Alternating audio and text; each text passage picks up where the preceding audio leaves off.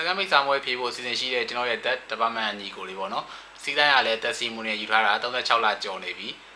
ခုချိန်ဒီမှာနိုင်ငံပြန်ရောက်နေပြီဒါမှမဟုတ်လည်းကျွန်တော်တို့6လပိုင်းပထမပတ်လောက်အတွင်းမှာပြန်ရောက်မယ်ဆိုရင်ကျွန်တော်တို့ဒီ6လပိုင်း10ရက်နေ့မှာဖွင့်မဲ့ second mate class ကိုဝင်ပြီးတော့တက်တင်တယ်ပေါ့နော်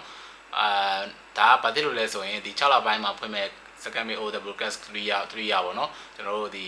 စနစ်ဟောင်းရဲ့နောက်ဆုံးတန်းဖြစ်တယ်ပေါ့နော်ဆိုတော့စနစ်ဟောင်းကဘယ်လိုမျိုးလဲဆိုရင်စနစ်ဟောင်းကကျွန်တော်တို့ဒီ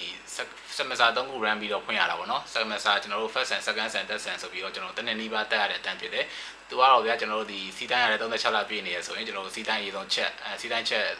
အောင်သွားပြီဆိုရင်ကျွန်တော်တို့ဒီကိုတက်ချင်တဲ့တန်းကြောင်းမှာတန်းကြီးပေးပြီးတော့တက်အောင်ပဲပေါ့နော်ဒီအဲ့ဒါ6လပိုင်းအထိမှာဒီစနစ်ဟောင်းက run တဲ့ system ပေါ့ဆိုတော့6လပိုင်းပြီးသွားလို့10လပိုင်းအတန်းမှာကျတော့ကျွန်တော်ဒီစနစ်ဟောင်းမဟုတ်တော့ဘူးစနစ်တစ်ဖြစ်သွားပြီပေါ့နော်သူကတော့ဘာပြောင်းလဲသွားလဲဆိုရင်ကျွန်တော်ဒီ semester ကတော့3ခုမတက်ရတော့ဘူး first semester ပြည့်သွားတယ်ပေါ့နော် second sem တက်ဆန်ဆိုပြီးတော့2ခုပဲတက်ရတော့မယ်ဆိုတော့အဲ့ဒီနေရာမှာသူက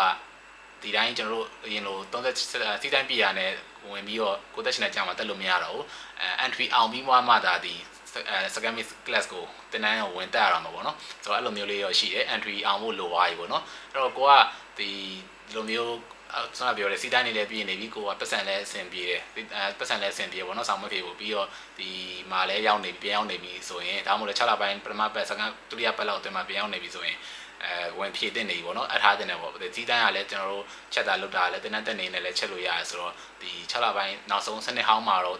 အစီအစဉ်ဖြည့်ဖို့အစီအစဉ်ရှိရဆိုဝင်ပြီးတော့ဖြည့်တင်တယ်ပေါ့နော်ဆိုတော့နောက်နှစ်မှာပဲဖြည့်တော့မယ်ဆိုပြီးတော့တင်ပြန်မတက်သွား